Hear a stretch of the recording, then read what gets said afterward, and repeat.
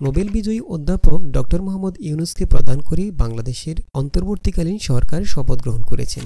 এই অন্তর্বর্তী সরকারের উপদেষ্টা হিসেবে স্থান পেয়েছেন প্রখ্যাত আলেম, লেখক ও গবেষক ডক্টর আফম খালিদ হোসেন।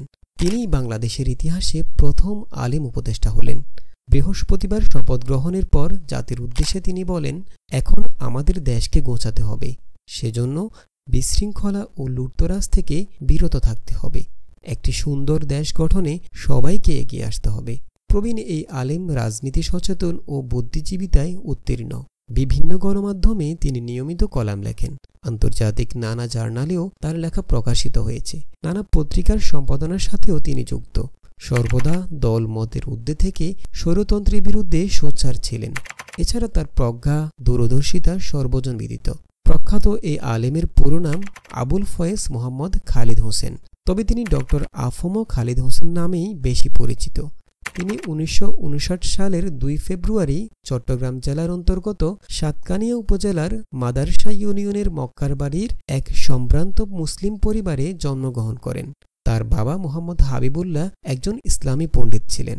তিনি হেফাজতে ইসলাম বাংলাদেশের সাবেক নায়েবে আমির, ইসলামী আন্দোলন বাংলাদেশের শিক্ষা উপদেষ্টা, মাসিক আত-তাওহীদের সম্পাদক, বালাগুর সরকারের সহকারী সম্পাদক এবং আন্তর্জাতিক ইসলামী বিশ্ববিদ্যালয় চট্টগ্রামের Quranic sciences and Islamic studies বিভাগের অতিথি শিক্ষক হিসেবে দায়িত্বরত আছেন। এছাড়াও তিনি ওমর গনি এমইএস কলেজের ইসলামের ইতিহাস বিভাগের অধ্যাপক ও বিভাগীয় প্রধান, এশিয়ান ইউনিভার্সিটি অব বাংলাদেশের খণ্ডকালীন অধ্যাপক।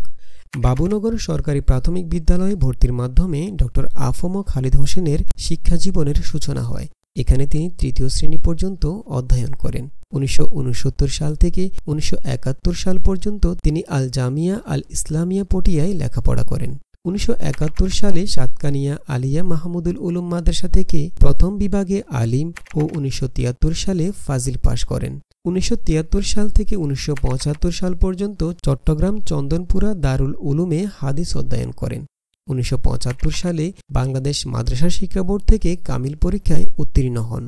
তিনি হাকিমুল উম্মত খ্যাত মাওলানা আশরাফ আলী থানবীর শিষ্য মোহাম্মদ আমিনের কাছে সহিহ বুখারী, চট্টগ্রামের মিরসরাই থানার নিজামপুর এলাকার বাসিন্দা মতিউর রহমান নিজামীর কাছে সহিহ মুসলিম, ইসমাইল আরাকানি কাসিমের কাছে সুনানে আত-তিরমিজি এবং নওয়াব হাসান কাসিমের কাছে সুনানে আবু দাউদ পড়েছেন।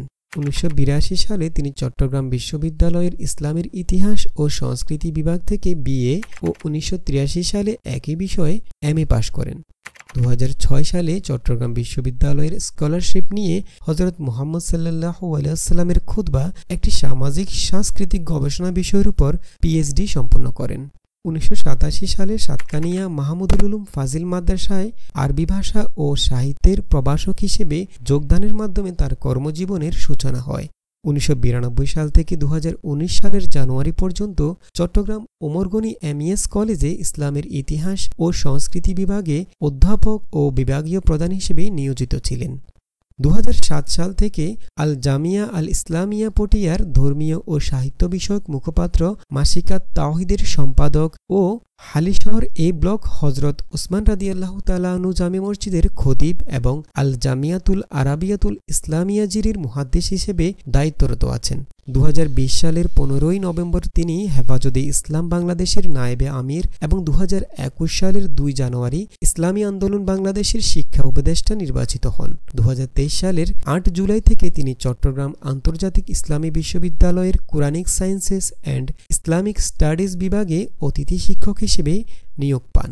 ডক্টর আফম খালিদ হোসেন সম্পর্কে শায়েখ আহমদুল্লাহ লিখেছেন, নতুন বাংলাদেশ গড়ার স্বপ্ন নিয়ে অন্তর্বর্তীকালীন সরকারের যাত্রা শুরু হলো। আমি এই সরকারের সাফল্য কামনা করছি। সর্বপ্রকার জুলুম, অরাজকতা, চাঁদাবাজি ও অপশাসনের অবসান হোক। এদেশের সকল ধর্মের মানুষ ভালো ও নিরাপদ থাকুক। নতুন সরকারের কথায় ও কাজে সংখ্যাগরিষ্ঠ মানুষের বিশ্বাস ও মূল্যবোধের প্রতিফলন ঘটুক, এই প্রত্যাশা তাদের প্রতি। আলহামদুলিল্লাহ, আলেমদের প্রতিনিধি হিসেবে মনোনীত হলেন সিনিয়র আলেম প্রিয় মানুষ ডক্টর আফম খালিদ হোসেন। অভিনন্দন তাকে। মহান আল্লাহ তার কাজ সহজ করে দিন এবং তাকে সঠিক পথে পরিচালিত করুন। আমার অযোগ্যতা সত্ত্বেও আপনারা অনেকে গত 2 দিন ধরে আমার নাম প্রস্তাব করেছেন এবং আমার প্রতি আস্থা প্রকাশ করেছেন, যার উপযুক্ত আমি ছিলাম না। তাদের সবার প্রতি আমি কৃতজ্ঞ। মহান আল্লাহ আপনাদের ভালোবাসা ও সুধারণার উত্তম বিনিময় দান করুন। নতুন সরকারের কাছে মানুষের প্রত্যাশা অনেক বেশি, তার কতটুকু তারা পূরণ করতে পারবে সেটা সময় বলে দিবে। তবে দোয়া করি প্রিয় মাতৃভূমি ভালো থাকুক, নিরাপদ থাকুক আমাদের জীবন, সম্পদ, দিন ও ঈমান।